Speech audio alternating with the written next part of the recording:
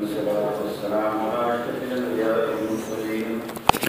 وعلى آله وأصحابه الطيبين الطاهرين. بسم الله الرحمن الرحيم.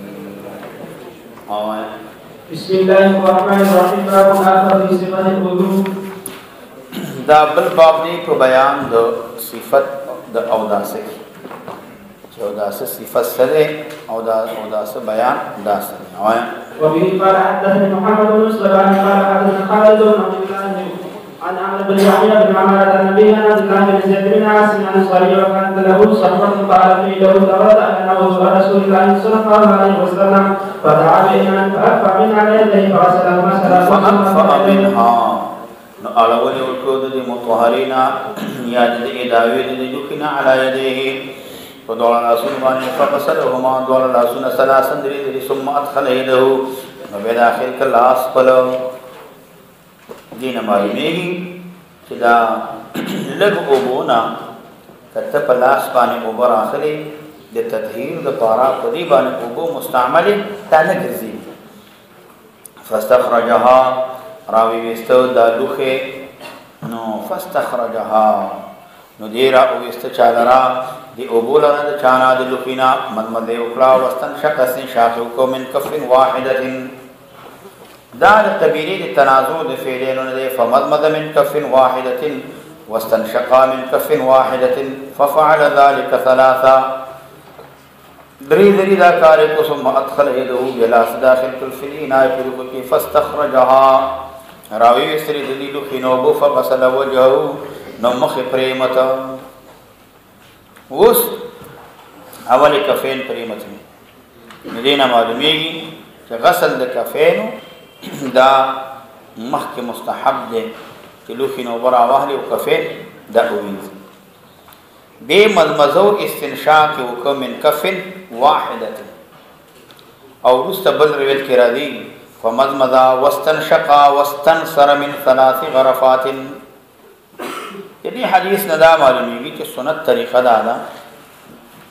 چې مزمزا او استنشاق دا پدری لپ باندې پدری چومو باندې داوت او چې بل روایت کې دی کې سر مزمزا او استنشاق هغه کې استنصار مو سره دی دې کې ما هو المختار داره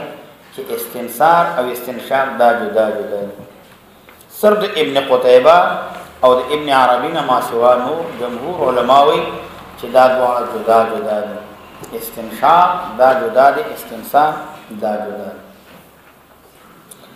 نو دلته فغسل بها وجهه مخ مبارک پریمت ثلاثا ثم ادخل يده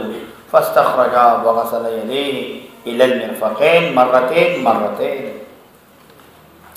اوس چې غسل د مخه وکنو هغه نه بعد سړی باید داده چې اوبر اواخلي د دې مخ د پاره په دواړه لاسونو باندې راوخلي نو ځکه چې په دواړه لاسو اوبر اواخلي یو مخ پوره وینځل شي بل مخ اسانه وینځل شي او کامل او د په یو لاس باندې اوبر اواخلي او درې ځلې راواخلي نو سختیم پکې وي او اسباغ د وضو هم دانه او بیا مستحب داره چې مخ ویندي نو د پاسه او بواچه دا و بخکته دار وي دغه جبر او بواچه کتره ویږي نو استیعاب پدې کې خراج به دې حدیث کې دارانو چې غسل د یدین مرفقین پر مرتين دې کې دې اشاره کوي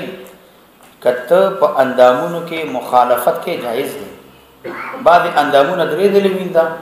بعض دو ځله وینځه، بعض یو ځله وینځه، دا جایز دی. ځکه دا مرفقین دا دو ځله دا پریمت او نبی له صلوات و سلام هم دا مخالفت چې کړي په بعض اوقاتو کې دا بیان د جواز لپاره لکه نبی له سلام او 10 مرتين هم کړي، مرتين هم کړي او 3 مرتين هم کړي. د کدری ذری د اعلی مرتبه ده او دو ذری متوسط دی او ادنا هغه یو ذری دی. فاستخرج فمسار راسه فأقبل يديه سبحانه ثم أسر رجليه للكعبين ثم قال هكذا كان وضوء رسول الله صلى الله عليه وسلم.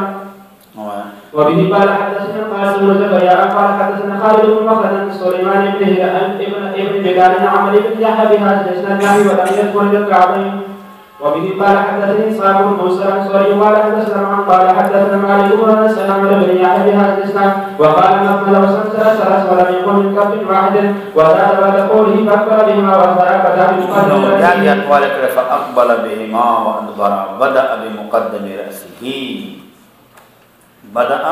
بمقدم راسه دا بدا بمقدم راسه دا چې بیان د اقبل بهما وادبر نو دی وجنا کو بدا ابانی دا چې بیان د وجنا واو داخل نه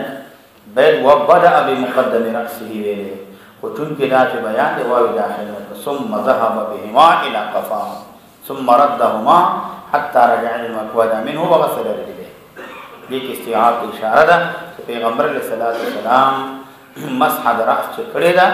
نو دا کې استعاب کې ټول سره مسح وبه قال حدثنا عبد الرحمن بن بشر العربي قال حدثنا باب قال حدثنا وهيب قال حدثنا عمرو بن يحيى بمثل اسناده واختصر الحديث وقال فيه فمن واستنشق واستنشق من صلاه ركعات وقال ان خمس هذه راسي فاقبل به وقال كلمه واحده قال فهل امر علي وهيب هذا الحديث وقال وهيب امر علي عمرو بن يحيى هذا الحديث مرتين. نو دي امام مسلم رحمه الله اشاره کوي بعض امر علی وهيب نو دی کی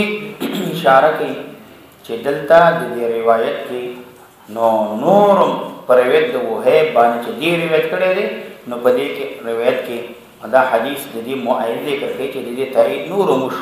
او دا د یو وهيب یو ثقه روایت دی د هغه پر روایت باندې راوی دی د هغه پر روایت باندې د تایید شوی وقال وهيب املا علي عمرو بن يحيى هذا الحديث مرتين. وبه قال حدثنا هارون بن معروف قال حدثني هارون بن سعيد الايوبي وابو طاهر قال حدثنا ابن وهب قالوا دري استاذان امام ابو داود هارون او يو هارون بن معروف ويم هارون بن سعيد دريم ابو طاهر قالوا دا دري ولو حدثنا ابن وهب دا امام مسلم رحمه الله احتیاط کی دا کمال علم ورع تقوا د امام مسلم دا احتیاط د امام مسلم دی چې دا په روایت کې فرق ذکر کړي د خپل دوه شیخین او چې هارونین یو هارون ابن سعید دی او بل هارون ابن معروف دی نو هغه په اول کې ویلي دي حدثنا او په دویم کې ویلي حدثني ګور حدثنا هارون بن معروف ها وحدثني هارون بن سعيد دا هغه احتیاط کوي چې د خپل دوه شیخین او هارونینو دا غي په اول کې فرق ذکر کړ چې اول حدثنا ویلي دویم حدثني دا ویلي ولې ځکه دا اول روایت راغله د هارون نه کوي امام مسلم رحمه الله دا سماع لفظ د شیخ دا خودي سره نور موجود دي دویم روایت ذکر کوي خاصتا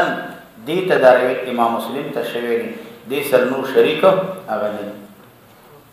او دا واجب نه دی بلکې مستحب دی چې تا سره نور شریک وي نو التحدثنا وي او چې نور سره شریک نه وي نو التحدثني وي دا مستحب دی په اتفاق دا واجبي نه ده امام مسلم رحم الله بقدر امکان او مستحبات باندې عمل کوي چې په مستحب باندې هم عمل لري. قال اخبرني عمرو بن حارث ان حبان بن واسع حدثه ان اباه حدثه ان سريان الله بن زيد بن عاصم المدني ثم الانصاري رضي الله عنه انه يذكر انه راى رسول الله صلى الله عليه وسلم توضا فمن وصلى صلاه ما رسل وجهه ثلاثا ويده اليمنى ثلاثا والاخرى ثلاثا ومسح براسه بماء غير فضل يده غير فضل يد معنى ده اخذ ماء جديد نبي بواغسن وغسل رجليه حتى انه قال ابو طاهر حدثنا قال ابو طاهر وي حدثنا ابن وهب عن عمرو بن حارث دام احتیاط امام مسلم کی دا د امام مسلم ورع د تقوا ذکر روایت د اول چې د حدیث کړي دی امام مسلم د درې استادانو نه کړي درې استادان د امام مسلم دي دو دانی هارونین دي او یو ابو طاهر دی او روایت به دي درې والا نقل کوي قالو درې والا روایت کوي د ابن وهب چې دی ابن وهب نه روایت کوي نو هغه ویلي دي ابن وهب وی اخبرني ما ته خبر عمرو بن حارث راکړ خودلتا پر روایت د ابو طاهر کې هغه کې اخبرني نو بلکې د ابو طاهر پر روایت کې هغه عن ابو طاهر چې روایت کې د عمرو ابن حارث او تاسو دا ویلي دي چې دا لفظ عن دا مختلف دی چې دا په اتصال دی کې اختلاف دی په اتصال باندې حمل کې نه حمل کې سوچ قائل دی په اتصال باندې چې دا جمهور علما دي نو هغه وایي چې دا په اتصال باندې حمل دی لیکن دلته دا اتصال د پاره دی چې دا جمهور علما دي دا اوس امام مسلم په دې کې احتیاط او چون کې دې اختلاف راغلی د اختلاف د وجنا الت اخبرني عمرو بن حارث خودل تروي چې د هارونین راغلی دی هغه په اخبرني سره راغلی دی چې روایت د عمرو بن حارث نه خدا بل استاد ابو طاهر دا چې روایت کوي نو هغه وی عن عمرو بن الحارث هغه په عن سره او لفظ عن مختلف دی چې په اتصال باندې حمل دی کنه دی اگر که جمهوری په اتصال باندې حمل کوي خو بهم امام مسلم احتیاط کو وقال ابو طاهر حدثنا ابن وهب عن عمرو بن حارث اشاره کړه چې روایت ابن وهب کوي د عمرنا دا په عن سره راغلی ګوره دا په اخبرنا سره اخبرني سره راغلی نه دی هارونین روایت په اخبرني نقل کړی دی خو ابو طاهر چې روایت ذکر کوي هغه په عن ذکر کوي نو هغه ته اشاره وایي باب تعریف استنصار والاستجمار باب دې په بیان د چا کی تار فی الاستنصار والاستجمار چتبوی تر کې تاب و استعمال په استنصار کې امدارنګ بچا کې په استجمار کې استجمار دا ویل کې مسحد محل د بولو مسحد محل د بولو د غایتو پچا باندې جمار باندې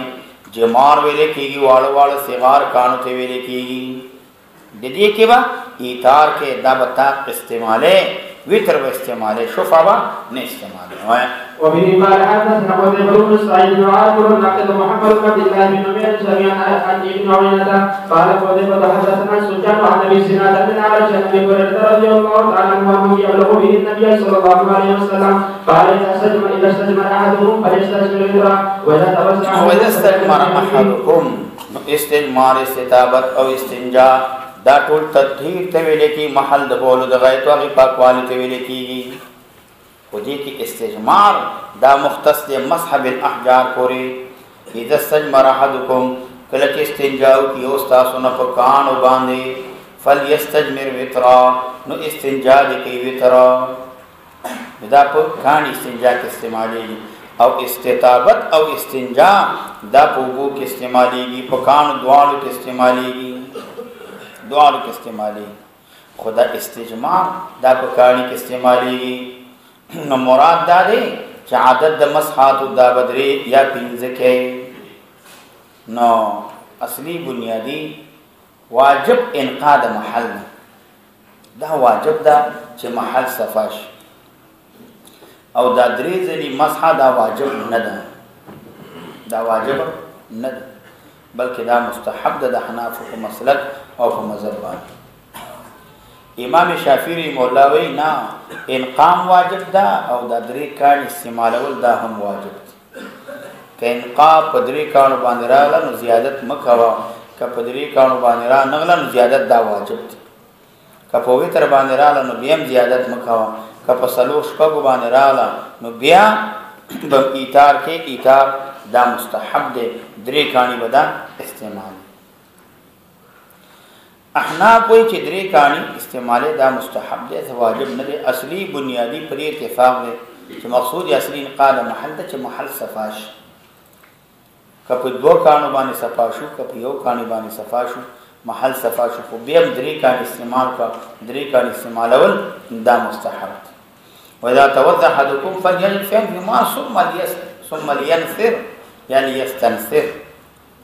نو پدې کې وو بواچي بیا استنثار داو استنثار دا ویل کېږي نو اخراج الماء من الانف بعد الاستنشاق چې پدې کې وو بواچي نو هغه نه بعد به دا مستقل سنت دی او په چپ لاس باندې درې ځلې پدا نو وبو استل د پچا باندې د پزې په هوا باندې وکي او د پزې په هوا باندې وبو واسي دا مستقل چې دنو دا سنت نو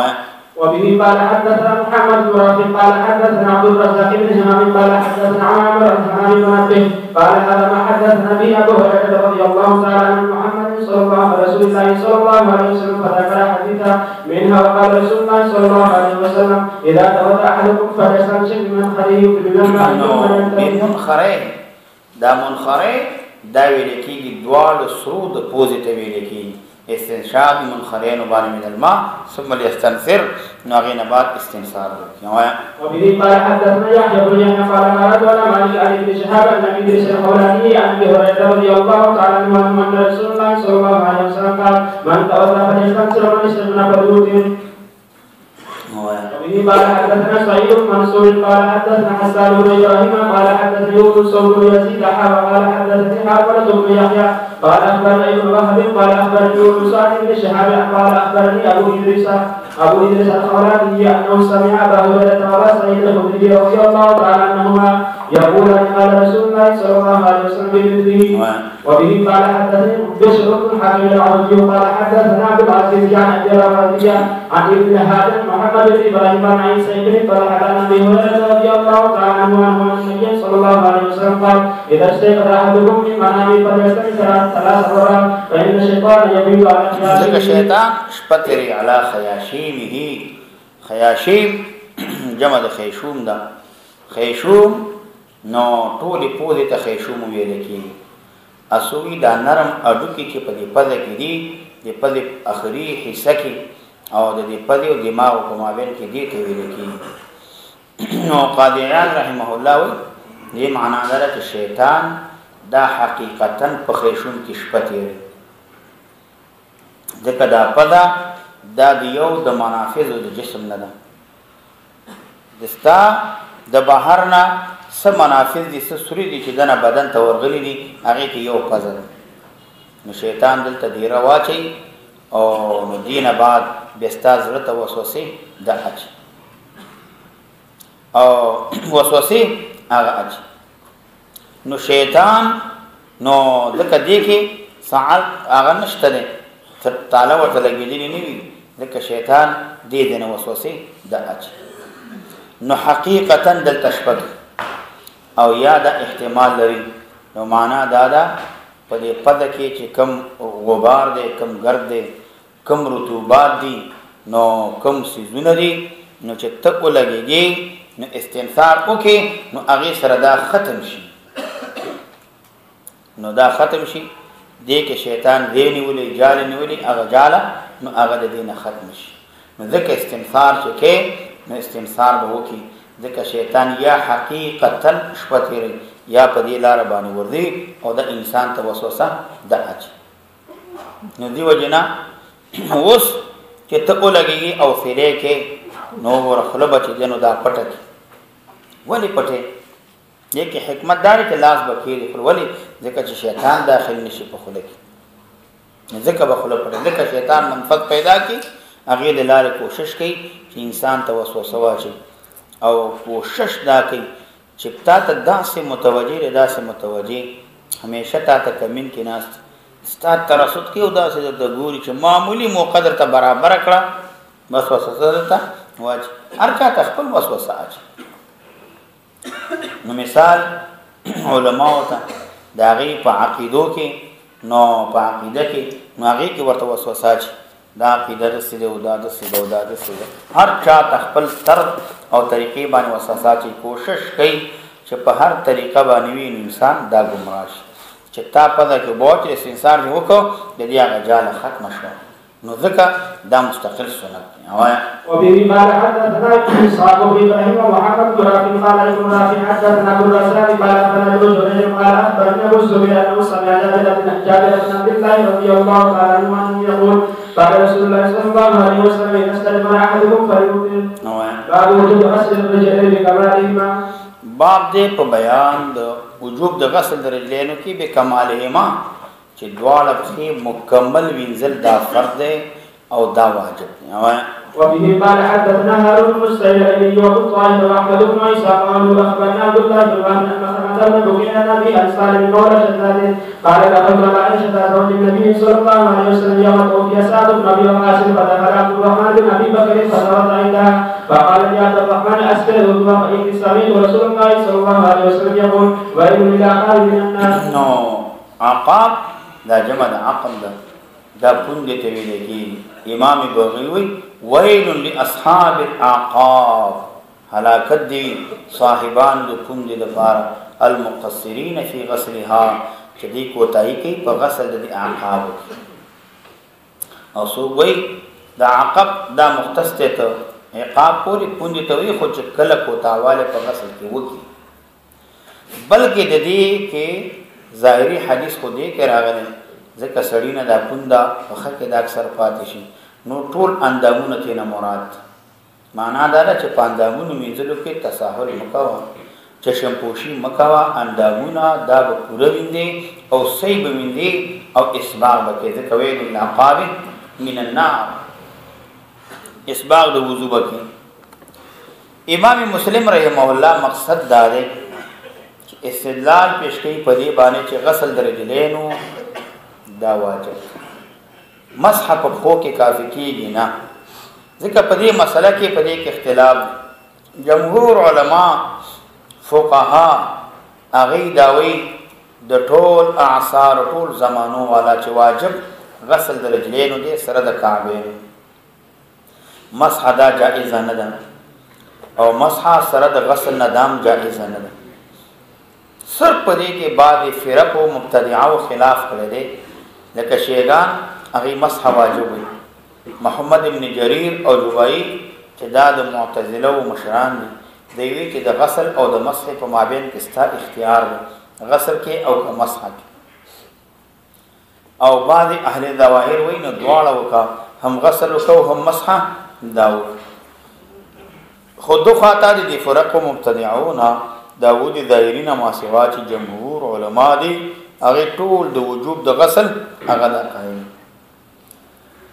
جمهور علما او د پاره د احادیث هم دلیل دي د دین علاوه جمهور علما دا وایي چې نبی له صلوات و سلام نه چې کم او د ثابت شوی دی د نبی له سلام په مختلفو وطنونو کې صحابه او تنروي دا نقل کړي په مختلفو صفاتو باندې صحابه کرام د نبی رسول الله او دستان کړل خدا ټول صحابه کرام متفق دي په غسل د رجلین باندې غسل د رجلین باندې او بل جمهور علما وایي چې په دې حدیث کې ویل للعقاب من النار دلته ګوره وعید ذکر شوی وعید او وعید په اور باندې ذکر شوی دا ولی دا د وجه د عدم طهارت نه کمسح کافی وي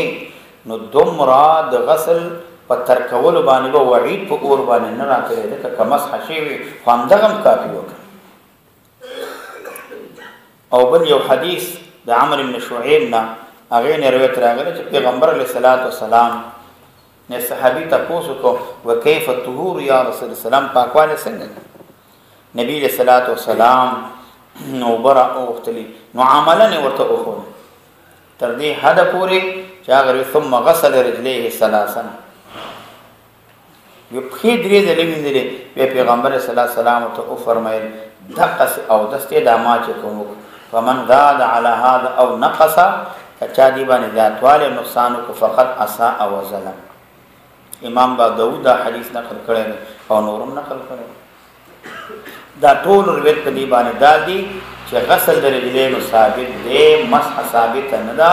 او نه جمع دواړو مابین کې ثابت ده نه اختیار شته وبه قال حدثني حرملة بن يحيى قال اخبرنا ابن وهب قال اخبرني حيمة قال اخبرني محمد بن عبد الرحمن عن عبد الله مولى شداد بن هادي حدثه انه دخل على عائشة رضي الله تعالى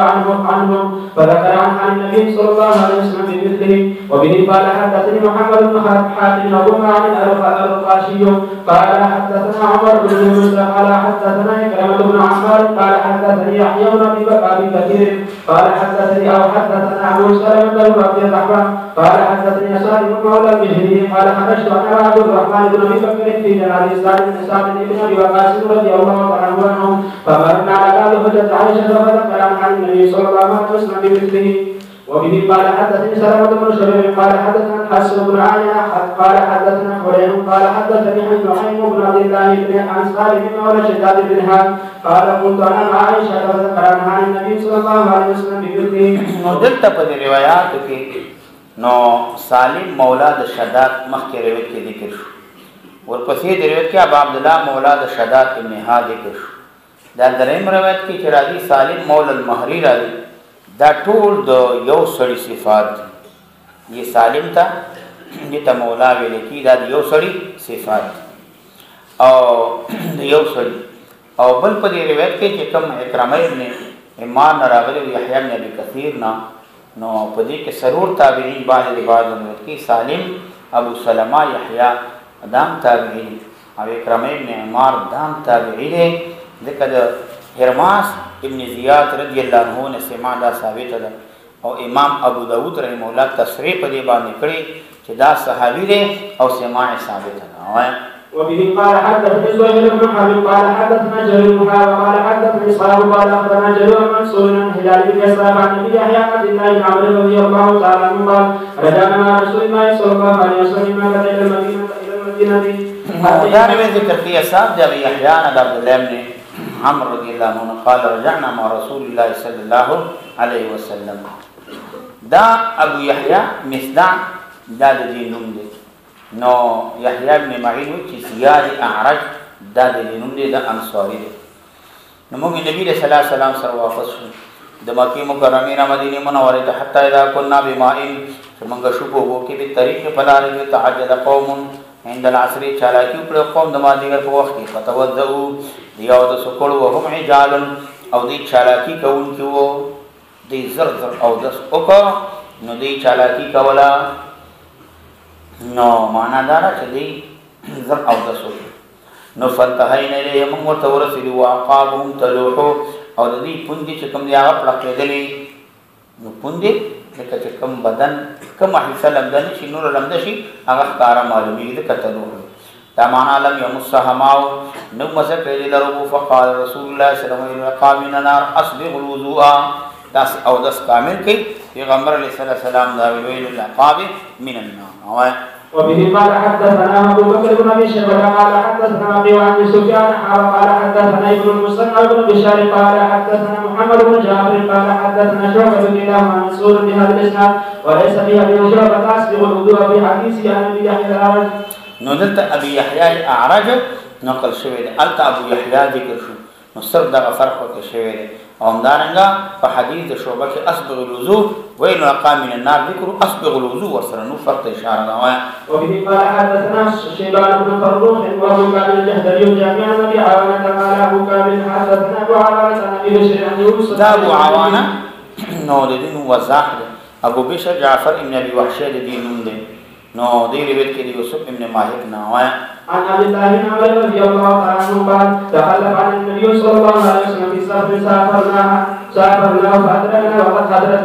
الصلاه والسلام. پیغمبر علیه السلام د موږ نو وروسته پاتې شو یو سفر کې موږ سفر کوله او موږ بیا پیند کنه نبی صلی الله علیه وسلم وقت حضرت پتا کی سره حاضر شي وخت د مازیګر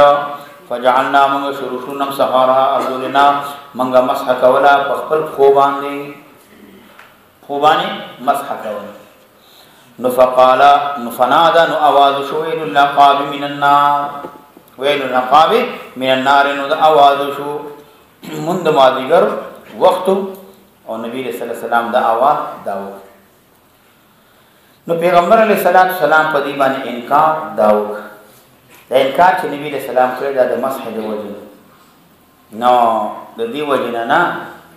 چې د امام بخاری رحمه الله نو هغه دا وایي چې د انکار په دې باندې شوی دی دا په سبب د مسح سره شوی په دې سره نه دی شوی چې دې باندې خو باندې اثبات کې وینځلې دا نه وي. نو یاداره خو ظاهر داره چې دلته د صحابه کرامو تخفیف په غسل کې وو، اکمال ونکو اسباغ ونکو. نو ځکه پیغمبر علیه السلام او ویل العقاب من النار چې تاسو و اکمال ونکو، تاسو تخفیف په غسل کې ولې وو. نو ځکه پیغمبر علیه السلام دا وعید دا او ذکر وبه قال حدثنا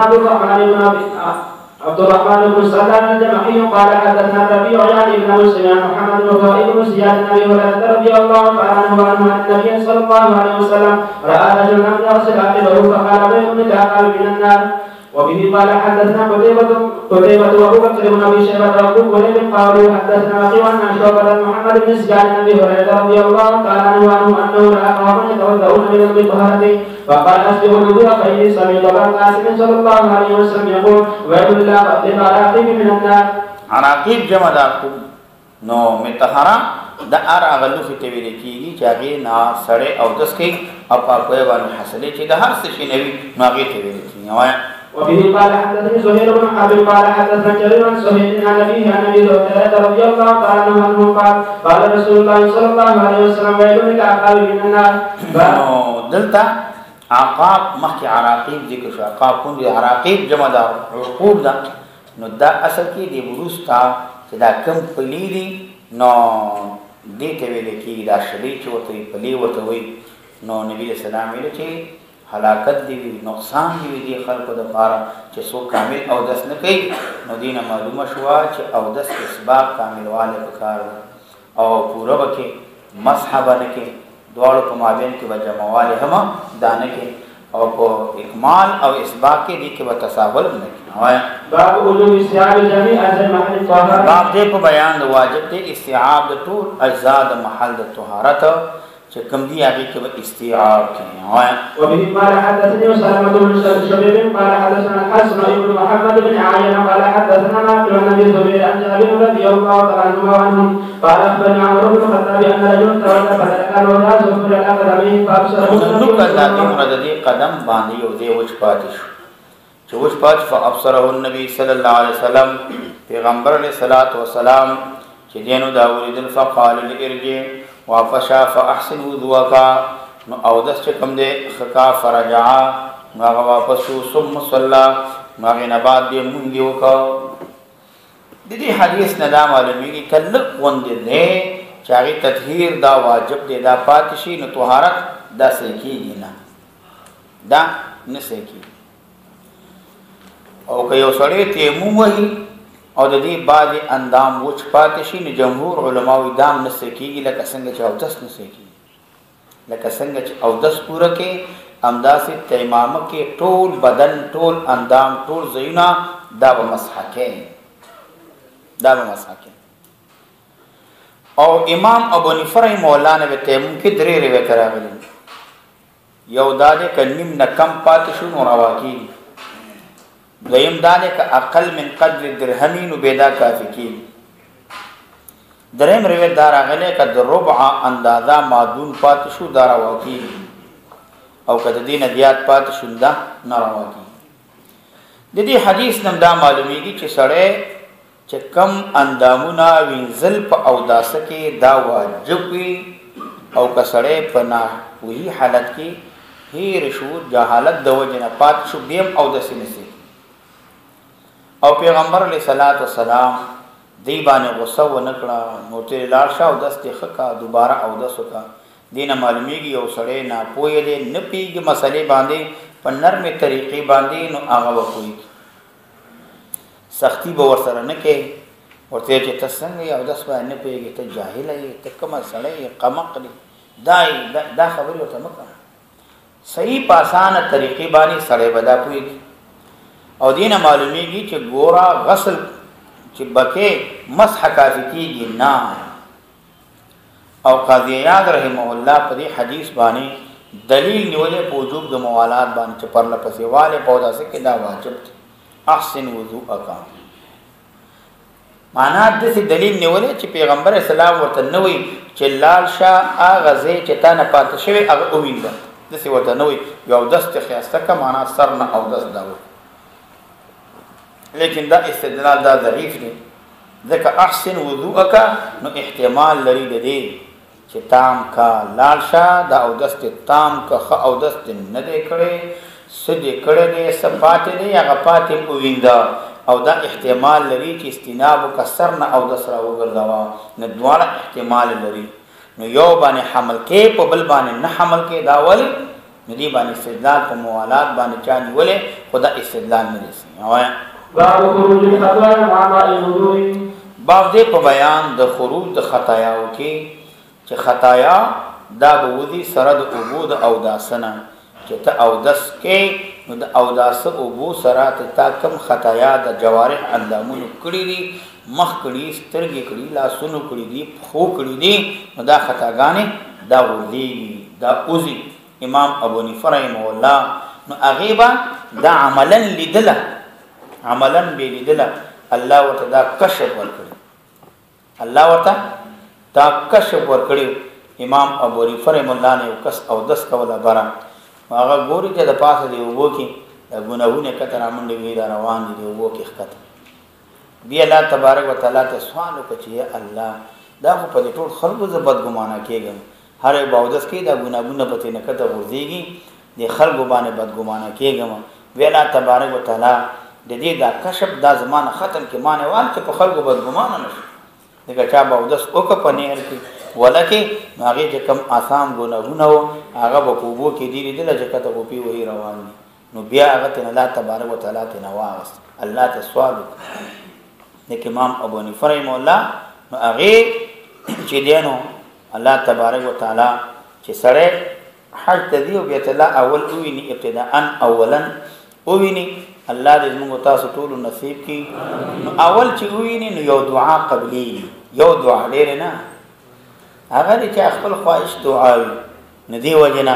طالب ملاخو د آبادی سيزونه په باندې ډېر غالب وي هغه چې اولونی الله پاک خبر راکړي والله دا دعاګانې وکړي امام څوک بسکه څوک سکه امام ابو حنیفه رحمه الله چې اول بیت الله ولید وی الله تبارک وتعالى ما مستجاب الدعاء ما مستجاب بس خو چې مستجاب دعا شو دعا قبول شو به خواره دعا کوو خو یې قبول کړه دا کمال عقل نه کیږي خیراتوب نه کیږي نو امام ابو دا دعا وکړه الله ما مستجاب دعا نو ځکه هغه امام ابو حنیفه رحمه الله نو دا ابو سره ستا جواری اندامون سره دا ګناهونه دا ورځيږي دا وسره معاف کیږي خو صغیر واړه ګناهونه وایا وفي قال حدثنا سويد بن سعيد بن مالك بن انس قال حدثنا مطاهر واللفظ له قال اخبرنا عبد الله بن وهب عن مالك بن انس عن طهير بن ابي صالح عن ابي هريره رضي الله تعالى عنه ان رسول الله صلى الله عليه وسلم قال اذا تولى العبد المسلم او المؤمن فغسل وجهه خرجت من وجهه كل خطيئه نظر الى بعينه مع نظر الى هذه خطيئه كثير بعينه فدوار استرغبانه بعينه فدوار استرغبانه دی خطیئتا یعنی دا سبب د دې شویره د دې خطیئ د پاره د استرګي شویره نو اطلاق د اسم د سبب د په مسبب باندې مبالغتن او کتوی چې دلتا نو د هر اندام سره چې کوم ګناهونه هغه مختص او زائد کیږي نو هغه ذکر کړی دی خدا مخ چې کوم دی د کې به ډیر سيزونه دي مخ کې سترګم دي مخ کې چې نو پدم دا مخ کې چې نو وګونم دي خو دلته په حدیث کې تخصیص سره سترګې شوی چې کوم ګناهونه تاسو سترګو باندې کړي معلومه او مع اخر قطر الماء اخري قطرې باندې یاد وو سره دا ګناه معاف کیږي وګونو د سترګو ذکر خو نه درا د پدې ذکر نه راغلی ته دا جواب وکا چې دا سترګا دا د زړه د پاره جاسوس ده سترګا ذکر شوا نو ټول اندامونو چې نو ذکر کول ته ضرورت نشته داخلي ذکر کول نه بے پروايي دا یا وای چې دا سترګا هغه د پزا او د جبا د مدمزو استنشاق اذن دا ټول چې د الله تبارک وتعالى معافي په چا باندې مسح باندې نو معلومي سترګا دا متعیر ده که وګونه مسکه پد کې مباچه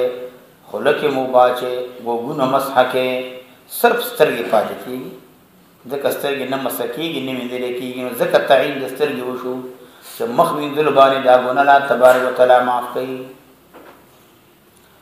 او یا د سترګې تعین ځکه وشو ځکه څوک دا توهمونه کی وګونه خو مسکیږي سترګې نه ویندل کیږي پدا ویندل کیږي خلو ویندل کیږي هغه نه ګناهونه معاف کیږي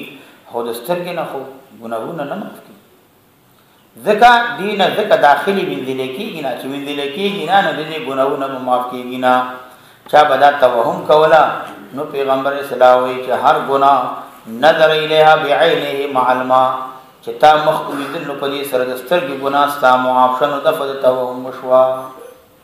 د فد توهم د پاره د دې کې چې نور ګناهونه خو معاف کېږي سترګې نه معاف کېږي سترګې نه مس کېږي سترګې نه ویندل کېږي وینا دا په مخ ویندل باندې دا ګناه معاف شوا فإذا غسل يديه خرج من يديه كل خطيئة كان بدشت يده مع الماء ومع آخر قدر الماء فإذا غسل رجليه خرجت كل خطيئة مع الماء مع آخر دا شک دراوی دی او هم دارنګه مؤمن او المسلم دا شک د چا دراوی دی خود خطایا و نه مراد چې دغه صغائر ته مراد دي کبایر نه د قبل حدیث کې راځي معلم تخشل کبایر راځي هغه په توبې باندې معاف کیږي توبې باندې دا معاف فإذا غسل رجليه خرجت كل خطيئة مشتها نو دی وجه نه کې د حدیث نه معلومیږي دلیل د پچا باندې رد پر حافظ باندې چاغوی مسند رجليه نو دا واجب دا وګوره د تمسن دراغ فإذا غسل رجليه غسل رجليه نو راغله مشتها چاته دی خطیئتا نو مشت بها الى الخطیئه دا مشتها نسب بنفذ حافظ باندې یعنی مشت بها الى الخطیئه رجلاه مع الماء واخر قطر الماء حتى يخرج داود نقيا من الذنوب صفاشد گناهوننا استا پلا سن باندې سکړی دي په خو باندې تا مزل کړی دی بتشتها يداو نیول دي پلا سن باندې کړی دي په خو باندې تا مزل کړی دی ګناه تا الله تبارک تعالی خلا سن من ذنوبانی دا گناه ستا معاف